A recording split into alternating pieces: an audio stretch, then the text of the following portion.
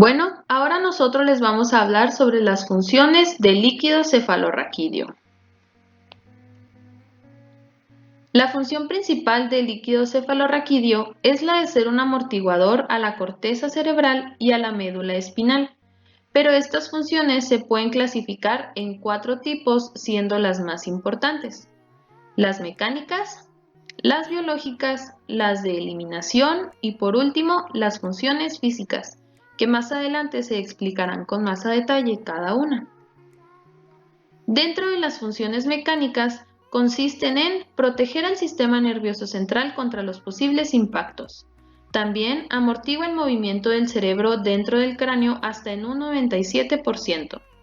Permite que aumente el margen de maniobra en caso de que aparezcan ciertos desequilibrios hormonales. También, este permite que el cerebro se mantenga en flotación dentro del cráneo, reduciendo en gran medida su peso, ya que el peso del cerebro humano se encuentra entre 1200 y 1400 gramos. Sin embargo, su peso neto suspendido en el líquido cefalorraquídeo equivale a tan solo 25 gramos. Si no estuviera rodeado de este líquido, la sangre no podría fluir correctamente por el cerebro y como consecuencia, las neuronas situadas en la parte inferior de este morirían. Y por último, atribuidas a las funciones mecánicas, está el mantenimiento de la presión intracraneal, ya que el líquido cefalorraquídeo fluye compensando los cambios de volumen de sangre intracraneal que puedan darse de manera ocasional. La capacidad de autorregulación cerebral disminuye si alguna causa dificulta la circulación normal del líquido o si hay edema cerebral. En estos casos, bien por acumularse un exceso de líquido cefalorraquídeo o bien por el aumento de volumen cerebral, la presión intracraneal va aumentando progresivamente. Y si la causa no se trata lo antes posible, el aumento de presión puede llegar a comprimir las estructuras cerebrales dentro del cráneo, provocando lesiones irreversibles del tejido cerebral y de sus vasos sanguíneos. Por lo tanto, una falla en dichas funciones mecánicas puede ocasionar una serie de complicaciones, tales como que la sangre no pueda fluir correctamente por el cerebro, provocando que las neuronas situadas en la parte inferior mueran, como se los acabo de mencionar. También que la capacidad de autorregulación cerebral disminuya, por lo que la presión intracraneal iría aumentando de manera progresiva, comprimiendo las estructuras cerebrales y provocando lesiones irreversibles. Dicho esto, después tenemos las de función biológica, que estas consisten en proporcionar los nutrientes al tejido nervioso. Como el tejido ependimario y las capas cerebrales pia madre y aracnoides son avasculares, es decir, que no circula la sangre por ellas, no reciben los nutrientes de la sangre. Sin embargo, como el líquido cefalorraquídeo se comunica con el sistema vascular, este puede captar los nutrientes que allí se encuentran y transportarlos a dichos tejidos que se encuentran a su alrededor. También tiene la función de transportar hormonas y nutrientes, neurotransmisores, anticuerpos y linfocitos, que como ya sabemos son sustancias muy importantes para la regulación de funciones vitales. Sin embargo, el líquido cefalorraquídeo contiene pocas proteínas, azúcares y minerales.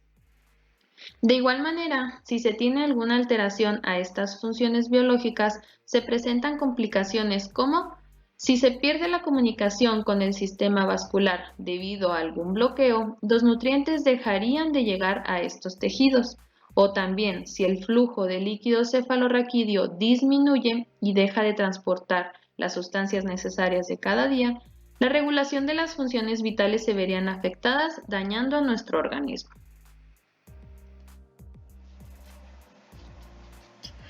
Bueno, la tercera de nuestras funciones pues es la función de eliminación. ¿Qué va a hacer esta función? Pues como su nombre lo indica, elimina los residuos que estén producidos por el continuo funcionamiento del sistema nervioso. Eh, bueno, sabiendo la trayectoria que este toma, sabemos que el encéfalo pues no posee vasos linfáticos propios, por lo que las proteínas y los desechos de su tejido pues van a ser transportados en el líquido intersticial al lado de las paredes de los vasos sanguíneos. Esto cuando va a ocurrir hasta que se llegue en contacto con el líquido cefalorraquídeo, que va a circular por las meninges. Si nosotros ya habíamos mencionado, bueno, ya sabíamos cómo era la trayectoria de este líquido cefalorraquídeo hasta que salen las sustancias del cerebro. Este líquido cefalorraquídeo, como ya les mencioné, pues circula por las meninges. Y las proteínas, los productos de desecho del metabolismo y pues otras sustancias o moléculas que están presentes en estos líquidos, pues pueden eliminarse del cerebro mediante su paso a través de las paredes de los vasos sanguíneos. Entonces, nosotros tenemos una barrera que es la barrera hematoencefálica. Entonces, estos vasos sanguíneos van a llevar estas sustancias de eliminación hasta que puedan atravesar esta barrera. Y este proceso va a ser denominado como una eliminación transvascular. Dentro de las complicaciones, bueno, pues si el flujo del líquido cefalorraquídeo se ve obstruido por cualquier cosa, un desequilibrio en nuestro sistema, pues vamos a poder encontrar metabolitos libres que no fueron eliminados o cualquier otra sustancia que nos pueda afectar.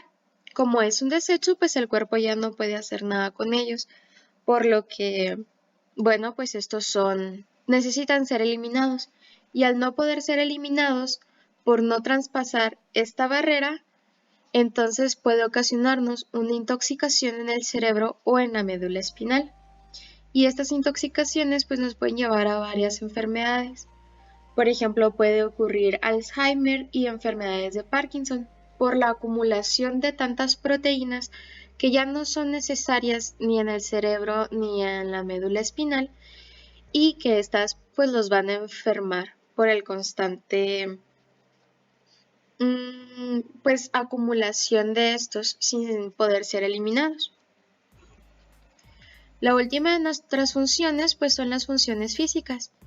Aquí vamos a encontrar dos, que es el aislante eléctrico de la médula espinal, y la otra es que asegura la constancia entre las diferentes células del cerebro y la médula. Entonces aquí lo que va a pasar es que si tenemos una fuga espinal o craneal de líquido cefalorraquídeo, bueno, pues se puede formar uno o más agujeros en la dura madre a lo largo de la médula espinal, y si es una fuga craneal, entonces vamos a poder ver un goteo por nariz u oreja de este líquido cefalorraquídeo.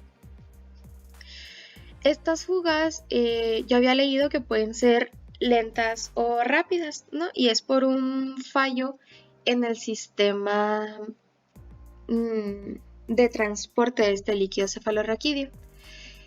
Entonces, al causarse esta fuga, bueno, pues nosotros vamos a tener una hipovolemia que nos va a provocar pues síntomas neurológicos pues agudos que nos van a afectar.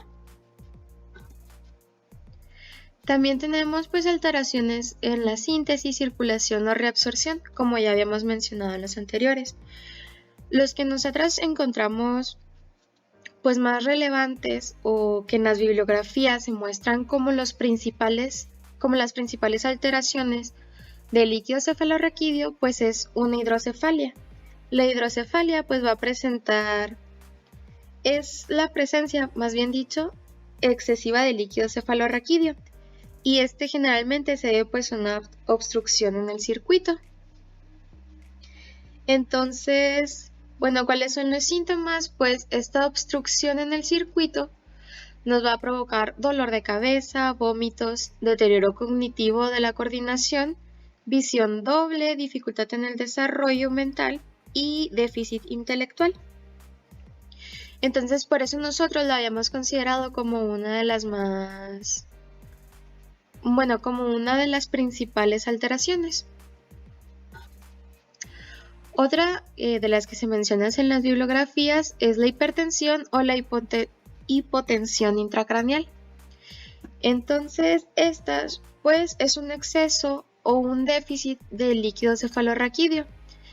Lo que nos va a ocasionar pues es una presión excesivamente alta o baja en el cerebro, lo que no va a permitir pues que haya un buen funcionamiento de las capacidades.